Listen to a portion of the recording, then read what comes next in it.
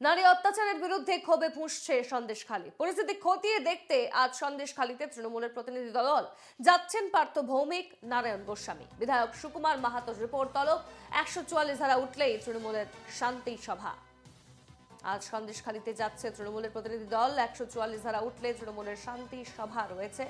প্রতিনিধি দলে রয়েছেন পার্থ ভৌমিক, নারায়ণ গোস্বামীরা। বিধায়ক সুকুমার মাহাতোর রিপোর্ট তলব করা হবে আজ।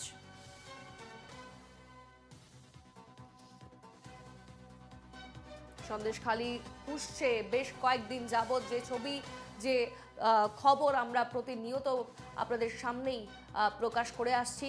এবং গতকাল যখন বিজেপির প্রতিনিধি দল, বিজেপির কর্মীরা সন্দেশখালীর উদ্দেশ্যে রওনা দেন, তখন তাদের মাঝপথেই আটকে দেওয়া হয়। যেটা আমরা খবর দেখিয়েছি দর্শকদের, যে 60 কিলোমিটার আগে, সন্দেশখালী থেকে 60 কিলোমিটার আগেই তাদের আটকে দেওয়া হয়। এবং আজ যে খবর আসছে যে আজ সন্দেশখালীতে গিয়ে উপস্থিত হচ্ছেন তৃণমূলের প্রতিনিধি দল। বিস্তারিত জানবো, টেলিফোন লাইনে রয়েছেন আমাদের প্রতিনিধি সঞ্জীব সরকার। সঞ্জীব, একদিকে যখন নারী অত্যাচারের বিরুদ্ধে ক্ষোভে ফুঁসছে সন্দেশখালী, অন্যদিকে আজ সন্দেশখালীতে তৃণমূলের প্রতিনিধি দল গিয়ে উপস্থিত হবে। ঠিক কখন তারা যাবেন, কারা রয়েছেন এই দলে, বিস্তারিত জানাও। দেখো, সন্দেশখালীতে কিন্তু তৃণমূলের একটি প্রতিনিধি দল যাবে। সেখানে কিন্তু অর্থাৎ যেখানে 144 ধারা নেই সেই সব এলাকায় কিন্তু তৃণমূলের প্রতিনিধি দল যাবে। সেই দলে থাকবেন পার্থ ভৌমিক মন্ত্রী এবং উত্তর চব্বিশ পরগনা জেলা পরিষদের সভাপতি নারায়ণ গোস্বামী নেতৃত্বে একটি তৃণমূলের প্রতিনিধি দল যাবেন ঘটনাস্থলে এবং গিয়ে সাধারণ মানুষদের সাথে কথা বলবে এবং তাদের কাছ থেকে পুরো বিষয়টা অভাব অভিযোগের কথা শুনবে, এমনটাই কিন্তু জানা যাচ্ছে তৃণমূল সূত্রে। যেমনটা জানা যাচ্ছে যে 144 ধারা যদি উঠে যায়, তবে সেখানে তৃণমূলের শান্তি সভার আয়োজন করা হবে।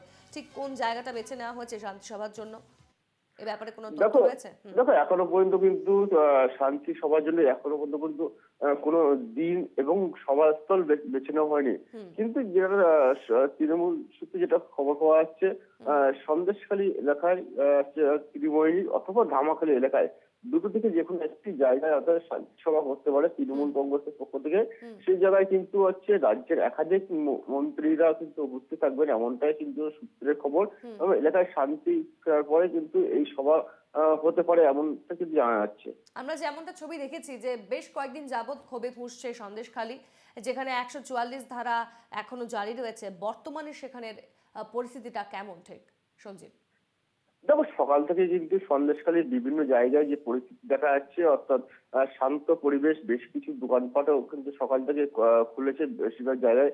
অর্থাৎ আগের মতন কিন্তু আস্তে আস্তে স্বাভাবিক ছন্দে কিন্তু ফিরে আসছে সন্দেশখালী। বেশ। অর্থাৎ সকাল থেকে কিন্তু বেশিরভাগ জায়গায় দোকানপাট খোলা, সাধারণ মানুষ কিন্তু বাজারে আসছে এবং পাশাপাশি তারা কিন্তু পুলিশের, যেহেতু পুলিশের টহলদারি চলছে, অর্থাৎ আস্তে আস্তে স্বাভাবিক ছন্দের স্বীকৃতি রয়েছে সন্দেশখালী। বেশ, খবরে নজর রেখো। আপাতত ধন্যবাদ তোমাকে, সঞ্জীব।